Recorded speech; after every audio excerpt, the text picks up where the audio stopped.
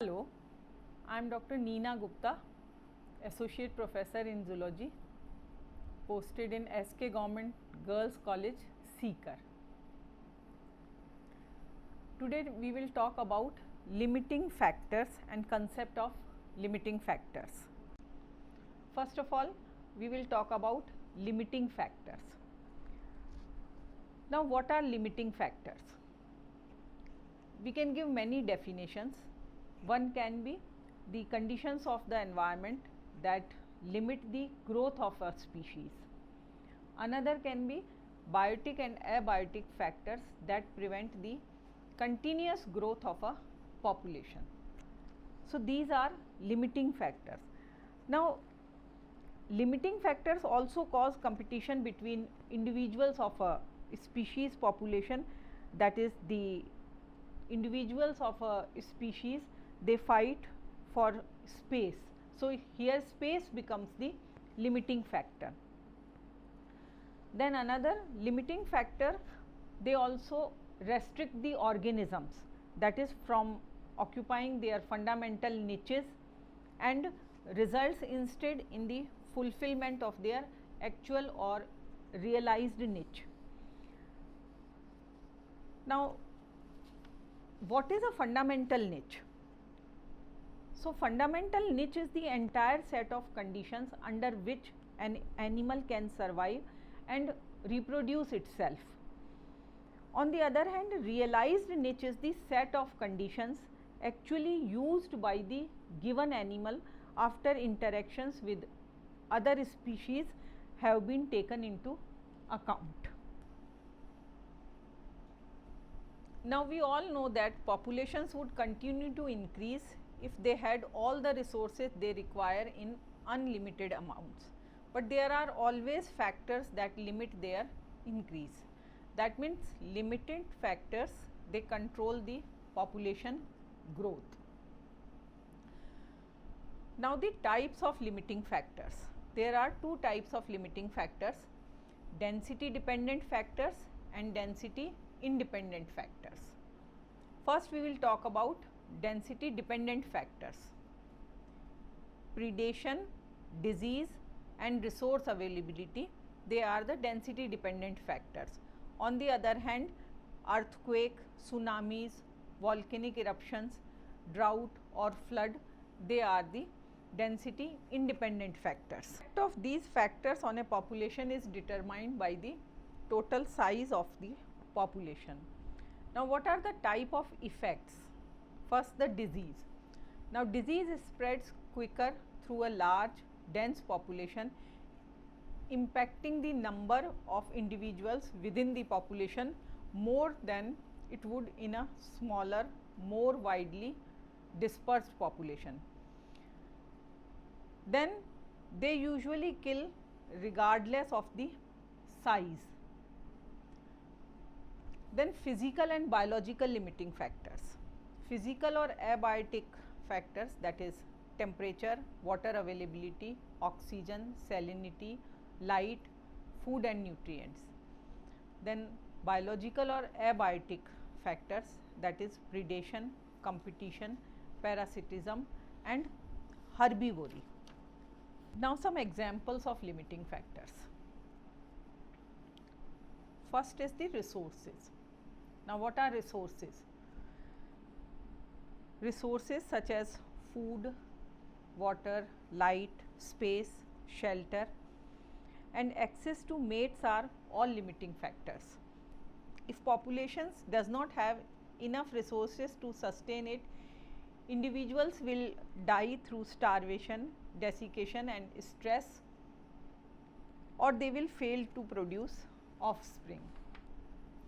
In case of photosynthesizing organisms, that is plants, light plays an important role, vitally important limiting factor, and it is essential for their growth.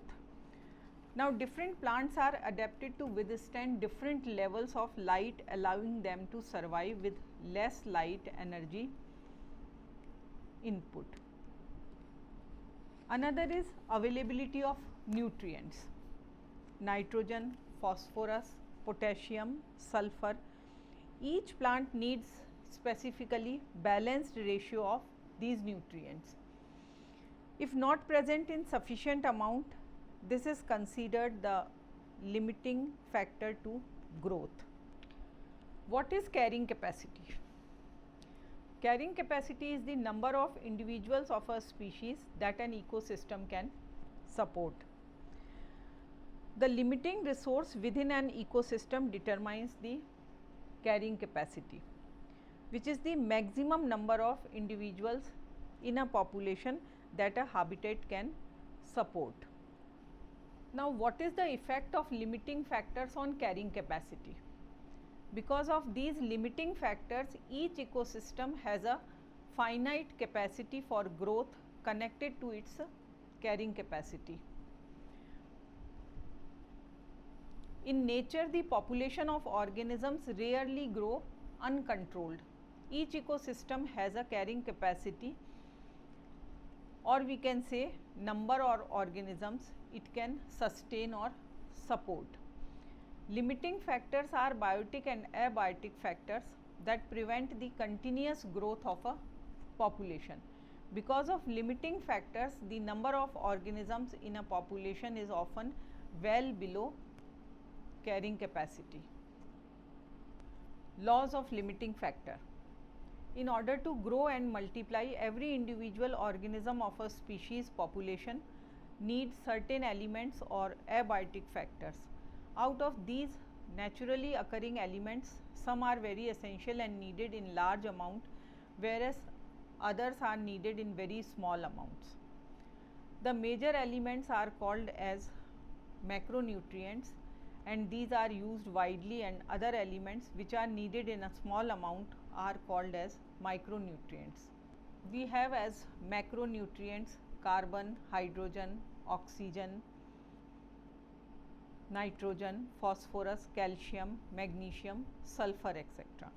And the micronutrients are iron, manganese, boron, copper, zinc, sodium, iodine, selenium, silicon, fluorine, cobalt, vanadium, etc. Liebigs Law of Minimum. A German chemist, Justus von Liebig, in 1940 propounded Liebigs Law of Minimum. His work was on the role of mineral salts of soil on plant growth. He has written a book named Organic Chemistry and its Application to Agriculture and Physiology, and his results were plants require many foodstuffs for growth, and if one of them is minimal, then growth will also be minimal. So, the conclusion of Liebig's Law of Minimum is growth is dependent on the amount of foodstuff that is present in minimum quantity. So, the law of minimum, what it says? An organism is exposed solely to the single environmental factor, but is subjected to simultaneous action of all the factors in its environment. However, some factors exert more influence than others and attempt to evaluate their relative role for the survival of organism. Later on, it was stated by German biochemist Justus Liebig in 1940 that growth of organism is dependent on the amount of foodstuff that is present in minimum quantity. So, the German biochemist Justus Liebig in 1940 said that organism is dependent on the amount of foodstuff that is present in minimum quantity. So, this comes to be known as the law of minimum or Liebig's Law of Minimum. Liebig was the pioneer in the study of effect of various factors on the growth of plant. Now, the Liebig's Law of Minimum says to occur and thrive in a given situation, an organism must have essential materials which are necessary for growth and reproduction. These basic requirements vary with the species and with the situation. Under steady state conditions, the essential material available in amounts most closely approaching the critical minimum needed will tend to be the limiting one. This law of minimum is less applicable under transient state conditions when the amounts and hence the effects of many constituents are rapidly changing. So, the law of minimum states as the functioning of an organism is controlled or limited by that essential environmental factor or combination of factors present in least favorable amount. There are two subsidiary principles added to the concept of law of minimum. One is Liebig's law is strictly applicable only under steady state conditions, that is when the inflows balance outflows of energy and material. Second is factor interaction. High concentration or availability of some substance or action of some factor other than the minimum one may modify the rate of utilization of the later. Liebig only stated limiting factors to the element which are available at minimum amount. In 1934, another scientist named Taylor said the functioning of an organism is controlled or limited by that essential environmental factor or combined of factors present in least favorable amount. The factors may not be continuously effective, but only at some critical period during a year or perhaps only during some critical years in a climate cycle. There are many other workers in support of Liebig. One is British physiologist F. Blackman.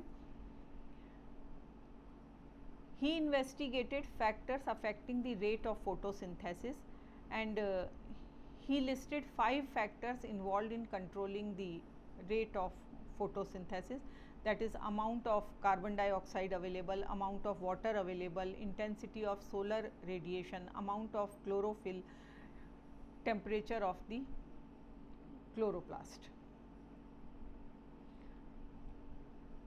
Now, this scientist Blackman discovered that the rate of photosynthesis is governed by the level of factor that is operating at its limiting intensity. The same principle of limiting factors applies to animal functions also.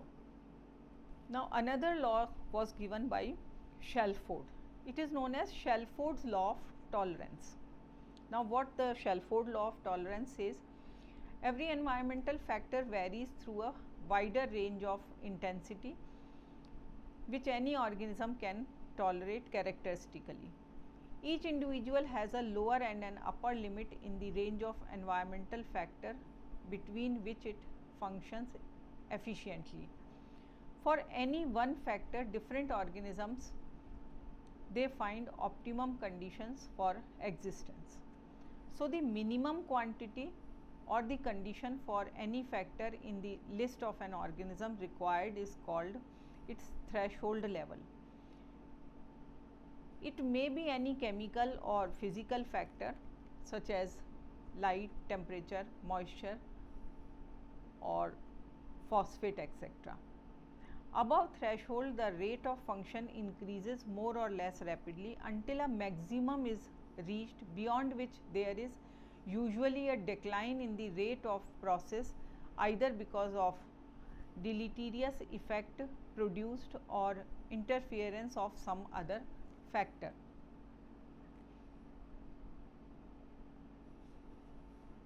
So, what is law of tolerance?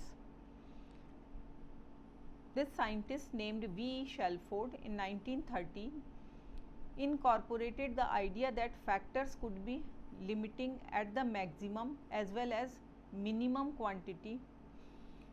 Each ecological factor to which an organism responds has maximum and minimum limiting effect, between which lies a range of gradient that is known as limits of tolerance. Moderate rise or decrease can lead a condition of physiological stress for that organism, and further rise or decline can cause death of the organism as it reaches the zone of intolerance or zone of coma.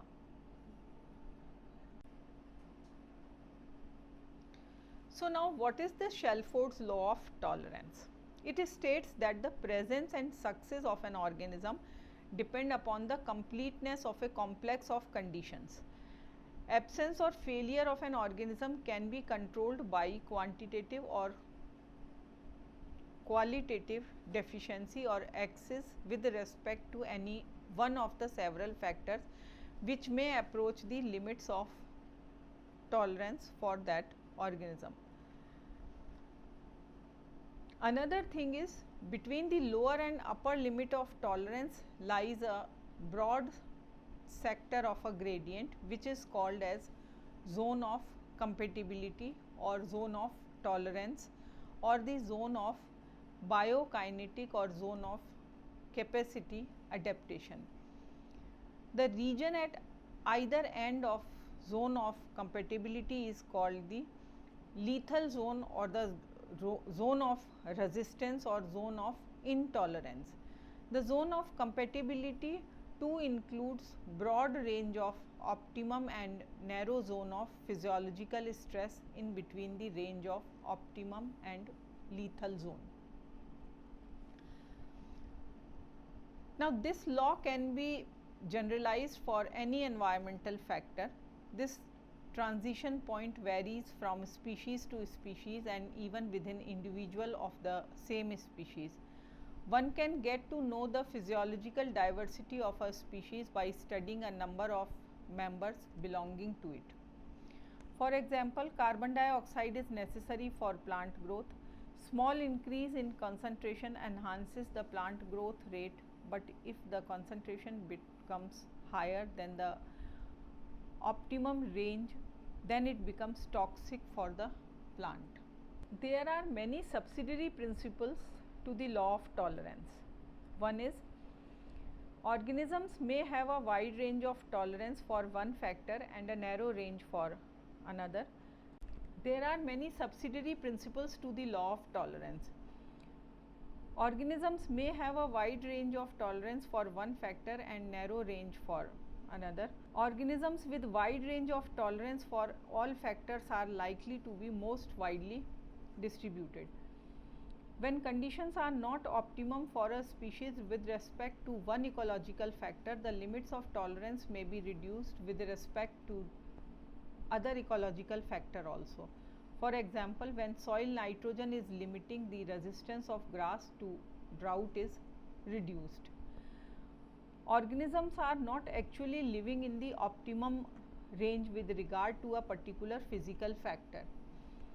In such cases, some other factor or factors are found to have greater importance. For example, in natural orchids, they grow only in shade, though they can grow better in full sunlight, provided they are kept cool, because they cannot tolerate the heating effect of direct sunlight. The period of reproduction is usually a critical period when environmental factors are most likely to be limiting. The limits of tolerance for individuals in reproductive state are narrower than individuals in non-reproductive state. Now another is combined concept of limiting factor. Now what is combined concept of limiting factor?